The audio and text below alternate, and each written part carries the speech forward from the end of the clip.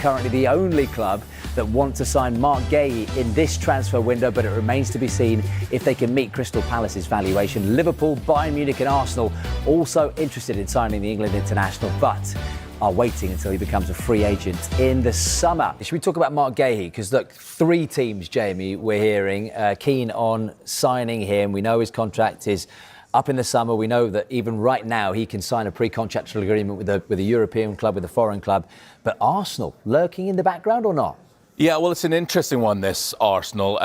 They're in the race to sign him in the summer, we understand. They don't want to take him in this window, and Crystal Palace, for obvious reasons, would need to sell him this window to make any sort of money from him. At Arsenal, you would think he'd be well down the pecking order. As good a player as Marc Guéhi is, he's not going to force either Gabriel or William Saliba out of that starting team. And look at how well Nketiah has done since he's come in at Arsenal as well. Manchester City want to sign him this month, would also be prepared to take him as a free agent in the summer. They would have to make Crystal Palace an offer that's too good to turn down to get him this month. They were willing to accept Palace £35 million from Liverpool at the last minute in the summer. They would still want a sizable fee. Liverpool are pushing to sign him as a free agent in the summer.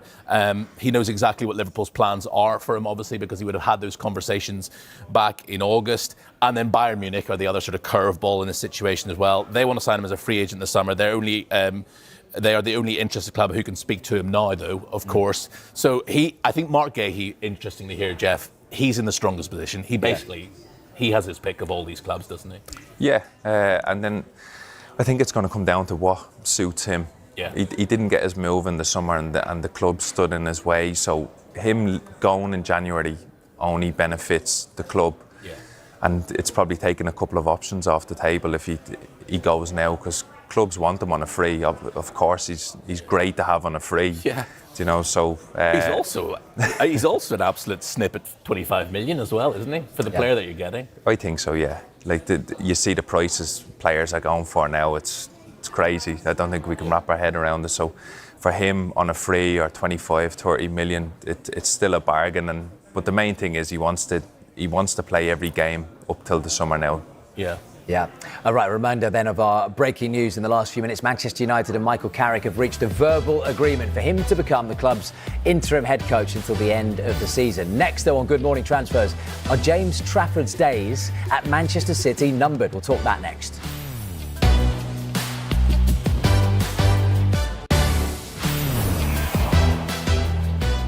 Welcome back to Good Morning Transfers. A reminder of the breaking news then. Manchester United and Michael Carrick have reached a verbal agreement for him to become the club's interim head coach until the end of the season.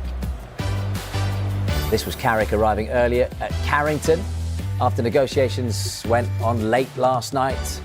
The contractual details are still being finalised by lawyers on both sides, and Carrick could sign for the club as their interim once that paperwork is sorted as early as this afternoon.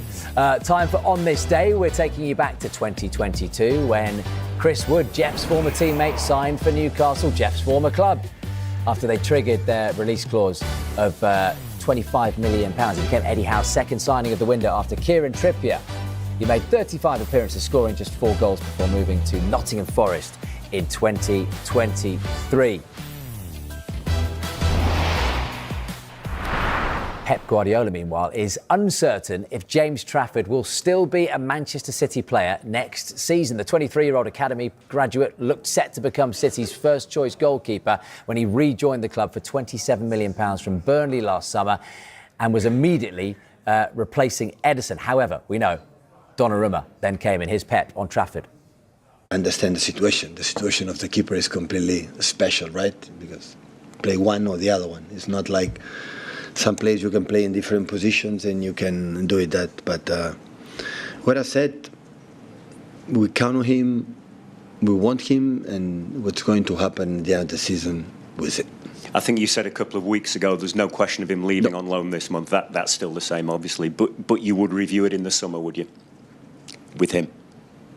I would like to stay for many, many, many years here because I have attributes to play in a big club like us.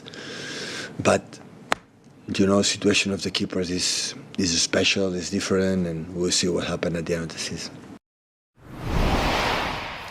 We'll see what happens at the end of the season, Jeff. James Trafford, you got a feel for him, or do you? You know, signed from Burnley, big City fan, came through the academy at Manchester City, went and played first team in the Championship in the Premier League, and more recently under Scott Parker. But there was that mistake against Tottenham, and Donnarumma has never looked back.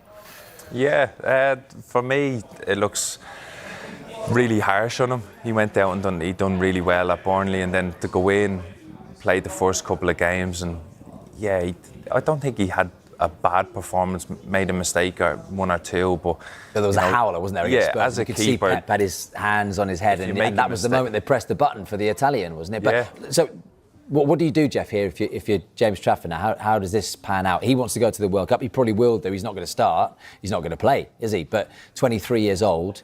Do you try and get out now, even if it's on loan, and play some Premier League football? I think so, yeah. He needs to play. He's 23. He's still young for a goalkeeper, but he's already had that feel of being a number one and playing every game. So he thought that was going to happen at City. Then to be replaced, Donnarumma is obviously going to be there now for many years. So he might have to take a step back to go forward again. Yeah. But Donnarumma. Well, I was about to say that there's actually not much between them. Donnarumma's only 26 years old. Right, I think of him as so much older. Yeah. He's been around forever. 3 years between them. Yeah. I mean, it's not as if it's apprentice master sort of thing. It is in terms of experience. Yeah, exactly. If you look at Donnarumma, then if he's 26, he's got another 12, 13, 14 years in him, really. So exactly. Those Italian goalkeepers, they've got good genes, haven't they? They go on till their 40s. So, Jamie, you've got a bit of news, haven't you, coming out of Sky in Italy regarding Manchester City's captain? Yeah, we don't just throw this show together, Will. That shot that we just had of James Trafford, can we see it again? Who's the man standing right in front of him in that picture? Bernardo Silva. And Juventus are one of the clubs interested in signing Bernardo Silva as a free agent this summer on a free transfer, according to Sky in Italy. Still only 31 years of age, Bernardo Silva. And again, it seems like he's been around for such a long time. But